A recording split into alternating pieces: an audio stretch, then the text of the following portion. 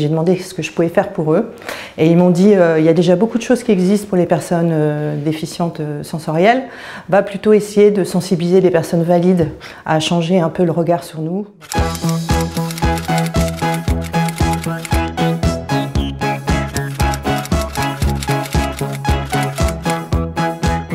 Action Handicap France, c'est une association qui a été créée il y a 13 ans pour permettre de changer le regard des personnes valides sur le handicap et l'accessibilité. Et qu'est-ce que vous vous êtes fixé comme mission? Nos missions, ça part des sensibilisations en entreprise, en administration, dans les musées. On fait aussi des réunions qualité d'usage pour permettre d'améliorer la qualité d'usage, notamment dans les hôtels. On a du coup d'autres actions comme des événements. On peut répondre aussi à toutes les questions des internautes ou des gens qui nous appellent, qui veulent en savoir plus sur le handicap et l'accessibilité. Mais comment vous est venue l'idée de créer cet organisme ? C'est parti au départ parce que moi ça fait 30 ans que je suis dans le milieu du handicap, 30 ans que je suis aux auxiliaires des aveugles bénévoles, je suis évaluatrice tourisme et handicap aussi et j'ai côtoyé pas mal de personnes en situation de handicap, notamment quand je travaillais à Chaillot pour un service qui s'appelait Accessiculture, pour des personnes sourdes et aveugles pour l'accessibilité à l'opéra et au théâtre.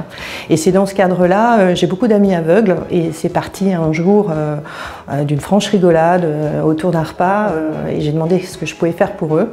Et ils m'ont dit il y a déjà beaucoup de choses qui existent pour les personnes déficientes sensorielles, va plutôt essayer de sensibiliser les personnes valides à changer un peu le regard sur nous. Voilà, c'est ça qui est important. Donc voilà, j'ai créé Action Handicap France et maintenant c'est 22 personnes.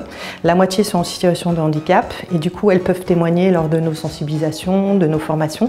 Et c'est un vrai plus ça pour les clients puisque toutes les questions sont bonnes à poser. Est-ce que vous savez combien de personnes en France vivent avec un handicap ? C'est 10-12%, parce qu'on ne peut pas récupérer les chiffres avec la Maison départementale des personnes handicapées, donc il n'y a pas de grandes études vraiment qui ont été faites depuis 2017. L'INSEE dit qu'en 2017, elle estimait la population en âge de travailler entre 18 et 62 ans à 24%. De personnes en situation de handicap et un peu plus de femmes, 26% je crois. Donc voilà, le chiffre est quand même assez énorme et puis le handicap, ça peut arriver voilà, tous les jours, vous cassez la jambe, vous allez voir les difficultés d'accessibilité, d'accès aux établissements recevant du public, vous allez comprendre que pendant 2 mois ça va être compliqué pour vous. Donc voilà, et puis c'est plutôt de toute façon le handicap arrive en cours de vie. Voilà, c'est pas à la naissance, puisque c'est que 15% à la naissance. Donc c'est plutôt par accident, par maladie en cours de vie. Donc ça peut toucher tout le monde. Et sinon, vous avez une idée du nombre de regards que vous avez réussi à faire changer sur le handicap ? Je ne sais pas, on met notre petite pierre à l'édifice comme ça par des différentes actions. On a formé 13 000 personnes depuis 13 ans. On a des grands comptes comme des entreprises comme Thales, GRDF, mais aussi on travaille beaucoup pour la mairie de Paris, notamment les AESH dans les écoles pour les former au handicap moteur, autisme, visuel. Donc voilà. Et vous leur dites quoi ? Le handicap n'est pas qu'un handicap ? Alors c'est vrai que depuis la dernière loi du 11 février 2005, on va parler même plus de personnes en situation de handicap, parce qu'on est une personne avant d'être un handicap. On voit avec mes collègues aussi les difficultés, les limites, parce que des fois on nous dit oui, l'établissement est accessible, on arrive, il y a 3 marches, je suis avec ma collègue qui a un fauteuil électrique, c'est assez compliqué, donc on a toujours des plans B. Voilà, je dis toujours que voilà, la vie est des fois un peu difficile, mais on trouve toujours des solutions.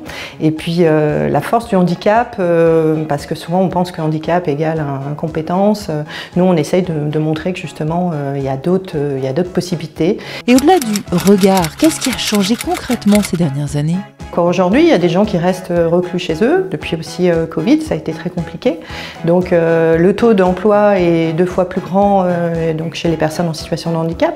Il y a des entreprises qui se disent handi accueillantes, qui font des choses 1 fois dans l'année, mais je pense que ça ne suffit pas. C'est pour ça aussi que voilà, on essaie de faire et de travailler le reste de l'année à essayer de changer un peu ce regard-là. Quel message vous souhaiteriez adresser à tous ceux qui vous regardent dans cette matrice ? Alors même s'il y a 10 personnes formées et qu'il y en a 2 qui comprennent comment se comporter vis-à-vis d'une personne aveugle, vis-à-vis d'une personne en fauteuil, voilà, d'apprendre avec du bon sens les bons comportements, ben on a déjà gagné. On se dit que voilà, c'est déjà 2 personnes qui vont aider peut-être à cette cause. Donc voilà, on n'est pas militants nous dans l'âme, mais on aime bien en tout cas ces rencontres avec toute personne et pouvoir s'adapter aux situations. Et dites-moi, si on se dit que chacun change le monde, vous êtes matrice de quoi? On va essayer d'amener en tout cas des petites perspectives voilà, de joie, de bonheur, d'être tous ensemble, la rencontre, voilà, et puis que chacun ait sa place dans la société. Là en tout cas oui, on essaye en tout cas vraiment de croire que tout est possible et puis que ce monde il peut être meilleur quand on est tous ensemble, ça c'est sûr. Attention, je vais vous envoyer cette poupée russe, cette matrioshka. Qu'est-ce que vous voyez à l'intérieur? Quand on l'ouvre, alors là, il n'y en a pas dedans, il n'y a pas toutes les autres matrioshkas, mais en tout cas, ça montre que voilà, une personne avant tout et pas forcément ce qu'elle peut représenter. Elle peut être plein de choses différentes et il faut simplement l'ouvrir ou gratter pour voir la personnalité de la personne derrière. Et ça, je trouve que ça, c'est pas mal lié au handicap aussi, parce qu'il faut aller vers l'autre, il faut communiquer. Il faut pouvoir rencontrer la personne. Donc voilà, c'est une matrioshka bienveillante. Matrioshka.